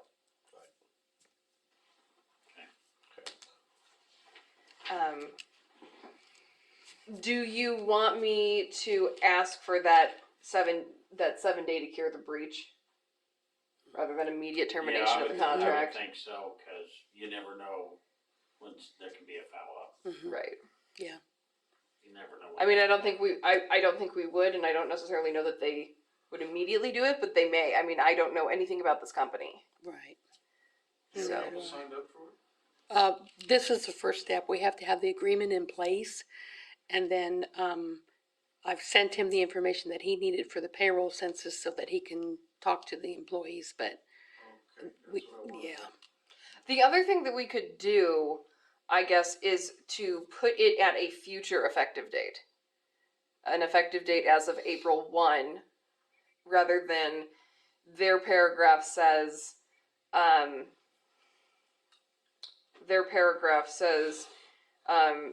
term of this agreement shall begin on the date signed on page 6 below, and shall continue for a period of not less than 1 year. So we could put the term of this agreement shall begin on April 1st, 2023, and shall continue for a period of not less than a year. And then we would have it in place, and then open enrollment would be in March, and you just wouldn't have it for the next 4 or 5 months. I mean, that's also an option, rather than doing a short plan year, but that's up to, I guess. kinda like that, cause that short planned year, that just fouls things up. What do you think? I mean, for us, the ease of it would make sense. His argument on that would be the tax savings to the city. He's pushing the tax savings of this program that I'm still not convinced is gonna work, but that's what he's pushing. We can't take advantage of the savings that this offers to the city in Texas. He's a salesman. He wants to Salesman, make that yeah. sale. Yep, wants to get it quick as he can. I think we just set it up at the later date and forget this little 4 months or 5 months in between, because I think that just makes it low. So much more bookwork for you and everything else, and if he doesn't like it, That's kind of he's a still gonna sign us that's up kind of a for that. concern. I mean, if Yeah. he's if he's at the ultimatum of take it or lose it. Well, I don't think he is. I think he will continue to be persistent in offering this to our employees. So I don't think that would be anything that he would just say, well, then I'm done with you. I don't think that's the case. I think, I don't think so either. I think he'll do whatever it is that you guys would like him to do with regards to this. What's So- everybody think?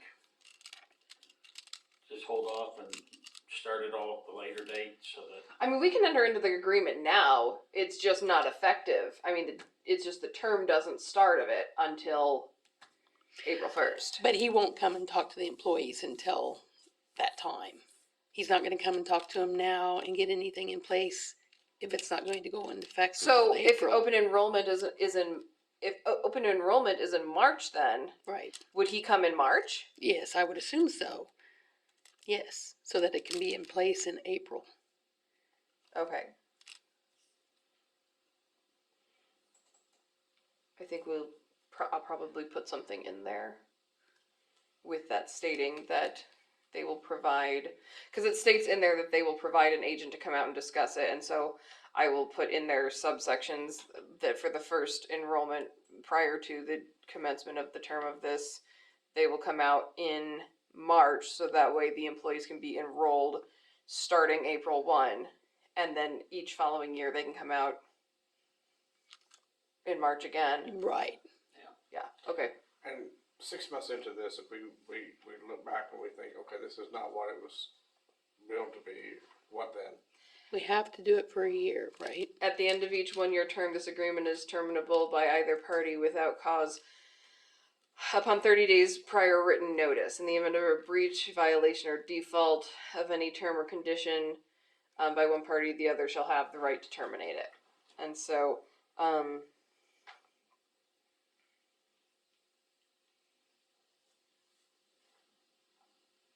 I mean, I think if you're 6 months into it, you have to Right now. write it out for the year.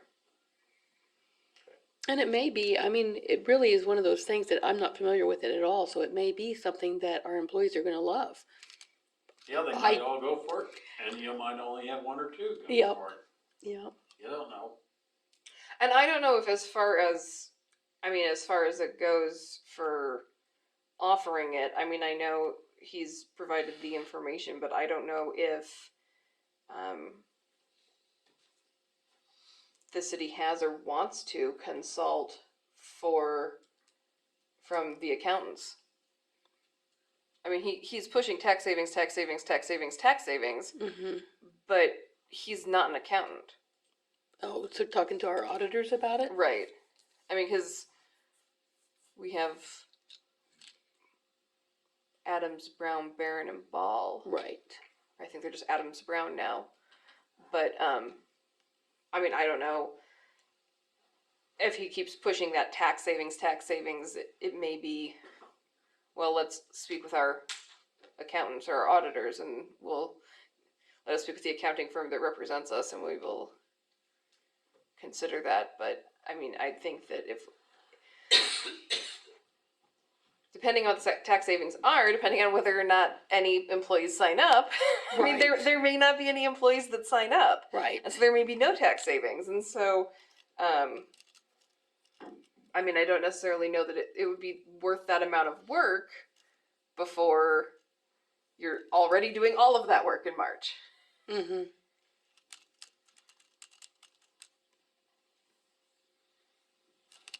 I can reach out to them and ask them if they're familiar with this. If they have any insider input on it, I can do that. Be good. Well, I will modify the contract and I will get it to Lila to pass on.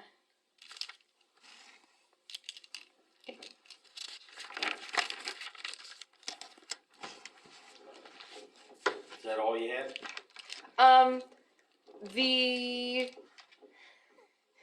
The rezoning, there is not a legal description for that area that we're rezoning. So what Amanda and I came up with was we're going to just rezone each property that's located in there, since we already have legal descriptions. It's a little more time intensive than just having a legal description, but it's a whole lot less expensive than a $5,000 survey. So Amanda got me the deeds. It's what I've been working on. I'm comparing the deeds because some of them have multiple tracts and things transferred, and I'm comparing them to the ordinance of what's in city limits, and we're transferring those into it. Once I have that done, I'm going to get with Amanda and we're going to look at an overview. I'm just volunteering you, but this is what I was planning. And we'll just make sure that what we have is correct, and then we'll get a printout of that to bring to City Council for November. And I think that's all I have. Oh, from a procedural standpoint, did you want to talk about this is kind of a procedural property cleanup. I thought I would do it in the new process. Are you guys going to do that? Once a month? Can we? Thank you for bringing that up. Yes. Do you want to talk about it? Do you want me to? Go ahead. Okay.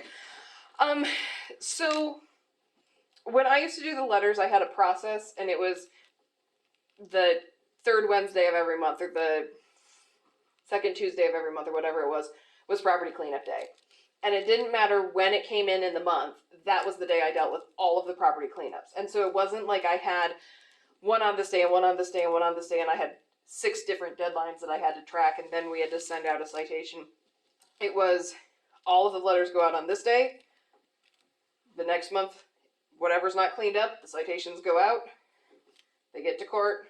They go for trial. And so it's one day a month of that. We had it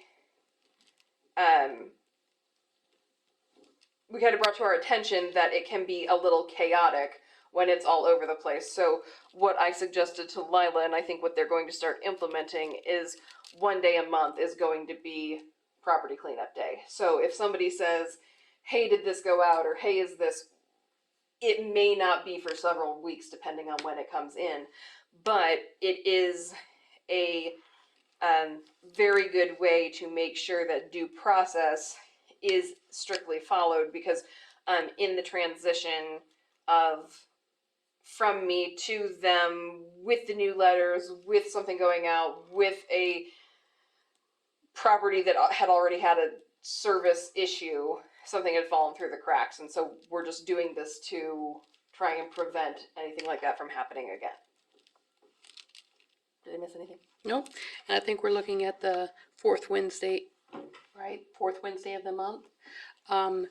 That way, so that would be this Wednesday to send out those letters for the abandoned vehicles that we've just identified. It's just gonna push out the citation dates a little bit if we have to go that far. But yes, it will prevent some errors from happening in the future, I think.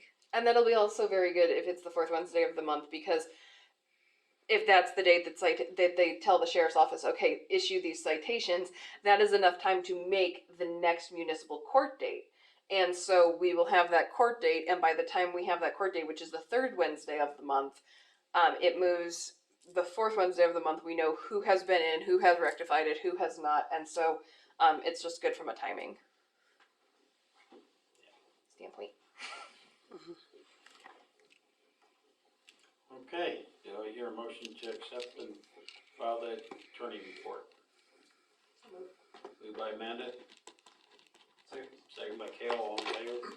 Approved, okay. Clerk report, Lila? I don't have too much. I've been, a while back I had mentioned, that our email was likely gonna go away at some point. We can't add any new ones. What I've been looking into is a Google business account. I think it would be easy to manage within our office. We don't have that many people that will need accounts, probably 13. That would be all council members, the mayor, attorney, clerk, treasurer, superintendent, an email specifically for the power plant so that anybody down there could access it for things that we send to John right now. So about 13 accounts, but it costs $6 per user. So we'd be looking at, depending on how many we have, it'd be less than $100 a month, but there will be cost involved. The other option is, I think across the street at the county, they use Outlook, and I think they set that up through Reach. I have not contacted Reach Solutions to find out what they would charge. I don't know what they would charge to do it. I think my office pays like $10 per person per account, plus whatever other services they have to So it'd be have more. in place. And I don't think managing And that might it- be less, I mean, and that might be less because of the number. I mean, we only have 2 people, but Right. that's, I don't think it would be hard to manage. Jerry says that's what they use at the school is Google accounts. I feel like it would be easy to set up and easy to use. I just need to know if that amount would be okay with the council. If it is, I'll pursue it and maybe set up a test account and see what I can do. What's everything? Good? Okay. When are these going away? Our current ones? No idea. The only reason I think they're going away is because when we called to add one for Leanne, they won't add any new ones for us. So that's kind of a red flag to me that if they're not gonna add any new ones, support for it is probably gonna be going away. Because they've been bought out. Yes, because now we have to talk to somebody in New York City when we call. So I don't think there's a lot of, and then a while back, Amanda kept getting errors trying to access her email. Mine went crazy. What's that? The emails this week were no good for me. Coming from us. Yeah, we had some issues not too long ago, but that kind of resolved itself. But I just feel like it's going to at some point, and I don't know that we'll get any notice. I'm afraid it's just gonna not work anymore, and then we will be in a bind. So I feel like we need to be proactive and just move forward and get something that we manage and we control. You can also look into Proton Mail. ProTime? Yeah, Proton. Proton. Yeah, I think they might have business accounts as well. Okay, haven't heard of that one. Yeah, they're apparently more secure than Okay. Google. Proton. Tom. That's what we use now. We switched all our stuff from Google to Proton. And Okay. it's, How much, do you know what it is? I think it's $6 or $7 also each. So you have that and yourself, and is it, it's easy to manage and, Oh yeah, I think it's easier. really? It's more user friendly, I think, than Gmail. So maybe you could set up ours for us. I I'm have just that. kidding. You have it set up as a business account? Yeah. Or personal? Both. And do you get charged for personal? Yeah, I think I have, well, so what I did was I took my old Outlook addresses and I forwarded them to my new Proton addresses. So I'm actually doing 2 personal ones, but I'm still paying for my Outlook addresses, because I don't wanna lose them. So, I Yeah, could- might pick your brain on that then, if you wouldn't mind, after a meeting, I'll maybe, okay. all right. Let's see here, out on the share, and the mayor has to sign the letter of support for the hospital transportation van. This is basically just that we support them, getting, funds from KDOT for their transportation van. Same letter that we always send, I didn't change anything, hopefully I changed the dates. If not, I'll make sure that I did before I send it out, so I just need a motion for the mayor to sign it. So, Been moved by Cale, second by Larry, all in favor, approved. I need to request, vacation carryover of 40 hours for Jen. Her anniversary is Friday and she's been trying to use it up, but she's still got 40 hours. sounds good. Okay, hear a motion, Second. moved by Cale, second by Amanda, all in favor. Okay, Leanne attended the regional clerk meeting, and training last Friday in Hayes. She told me it was really good training. So it was well worth it. She'll be going in November to the clerk training down in Wichita. I just want to bring this up. Christmas Day and New Year's Day fall on Sunday this year, and in our personnel manual, it says that if a holiday falls on Saturday or Sunday, the governing body can declare the preceding Friday or the following Monday as the holiday. Typically, what we've done in the past, if it's a Saturday, we do the Friday. If it falls on Sunday, we do the Monday. I just need to know if that's what the council wants me to do. What would people rather have, Friday off or Monday off? Well, they can have the day after the holiday to recuperate or spend time with their family. If they do it on a Monday. It's true, the hangover would be Monday. Yes, that is a very good point. If you're gonna have one. Well, It's gonna be Monday.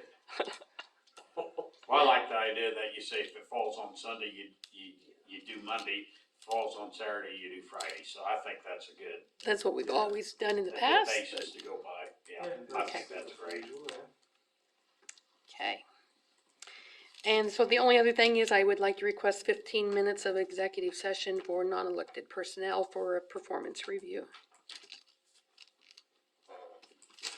Okay, do I hear a motion to accept and file the clerk report? So, Moved by David, second by Cale, all in favor. Okay, council comments, David. the old Forsyth house, hopefully we'll have it tore down, in the next month or so. I'm gonna probably go with Farm Holtz, who said he's licensed, he's gonna come talk to you. Is he licensed? I don't know. We need to have his Okay. insurance, Insurance, yeah. his liability insurance. Okay. So, I know he's torn down a couple in the last year here in town, so, that's why I went with him, so, Which house? the one next to me. Oh, in the corner. He's gonna cut the house off and leave the garage. We want to keep the garage. And so we're gonna fix the garage up. No electric, no nothing to it right now. We're just gonna just keep it. And the house we'll dig it up. So and then I promised I would say this, but yesterday we had a possible serious situation when the electricity went off at church because I'd been preaching for like 5 minutes and it went off. And both our kids were they're both in the interior, and so pitch black. And one of our lady workers fell, and the husband came out and on Sunday in church used some wording and verbiage and said, if she would have hurt herself, you know, blankety blank, you know, I'm like, well, there you go. But, so, I told them I would tell you and let you know. They said, I don't know why we can't get that fixed. I'm like, well, we had like, what was it, 65 mile an hour, is it 60? So, That was Mother Nature there, so. yeah. So, there you go. She was fine, she wasn't hurt. But Tail. Couple things on Christmas lighting. When do we do the Washington Street lights? Is it before the Black Friday thing? Yeah, they'll get them up before the Friday night. Okay, and then the other question was, if business owners or a group of people want to light up the trees on Main Street, would that be a problem? I don't see why it would be, but power might be the only problem, where to plug it in, right? We used to have one. Yeah, we used to have lights and it really looked pretty back in the day when the trees Yeah. were that right size. Yeah. Then they got too big. Yeah. But if Yeah. someone wanted to do it, I don't see it being a problem, do you guys? Like if I wanted to light up the tree in front of our place. Let's see what happens there, but for anybody else. Anybody got any problem with that? Okay. I don't think it'd be a problem with it. Okay. We make good solar lights or battery operated lights. We put a Christmas tree in our Potter and light it up because the tree was taken out of our office. Okay, cool. That's all I got. Okay, Amanda? Larry? I keep forgetting to ask, did you ever, check into the bicycle incident? Did you ever meet with the lady? Oh yeah. it's taken care of. Yeah, it's all taken care of. Yeah, Cody and I went up there and I did discover some maroon paint on the fork, which would be the same as their pickup parked out front. So it could be something. Minister Alliance just donated a new bike. Yeah. Church donated a bike, right? Or the group? Yeah, the whole group. Yeah. Yeah, thank you. Okay, thanks, that's all I got. I just wanna thank the crew. They did get out right away yesterday. They got the go back up as quick as they could. Like Dan said, they can't just go flip a switch. They gotta drive the alleys, check things out, then they go back and flip the switch. And even if they would've had to get up in the bucket trucks and do a lot and the wind's blowing like that, safety comes first. So they did a pretty quick job, I thought, so. Case White, I thought it was funny because I only got to speak 5 minutes. He called me and said, that's one of the best sermons I've ever heard. Great. Shut up. Oh, and we got before we go to executive session, we got a thank you note from the Cheyenne County Historical Society up there at the Cheyenne County Museum for doing that extra rock up there on the other side of where they was doing the rock, so they said it looked great. And Dan had to put some poles up there on the ground to keep people from driving up on there. Yeah, thank you. Okay, I guess we would be ready to go into the executive sessions. I'm trying.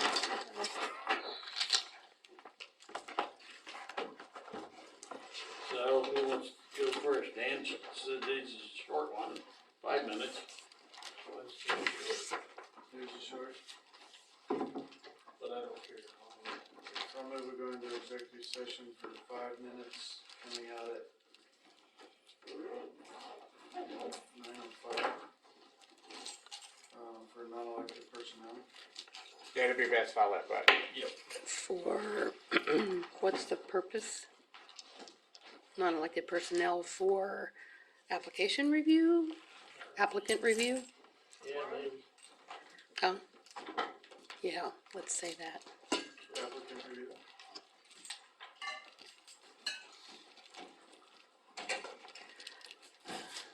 Bye. See you, Lauren. Hi guys. I mean, I have something for you on those those deeds, would you call me in the morning or would you call me after this? Mhm. Thanks. With the council, Dan, Lila, Leanne, we need Leanne. She can stay. Okay, now you're a second. Second. Second by Caleb. Okay. Hold on just a second.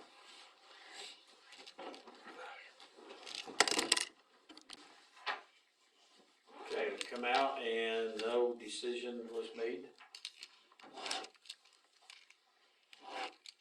Okay, so we need a motion to go in for 15 minutes with Lila.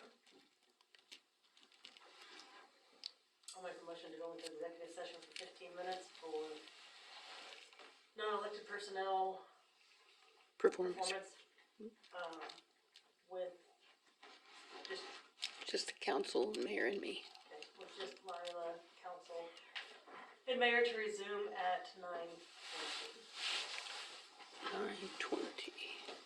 Okay, Now you're a second? Second. Second by Larry. Okay. Well, I'm glad you're not there. okay. So, How much more time? 10, 15. okay, 15. Okay. So, Make a motion to go back into executive session for 15 minutes with Lila, the mayor, and council to resume at 9:35 for non-elected personnel performance. second by Caleb. Okay. And no decision was made at this, again, executive session, so do I hear a motion to adjourn? Caleb, Amanda.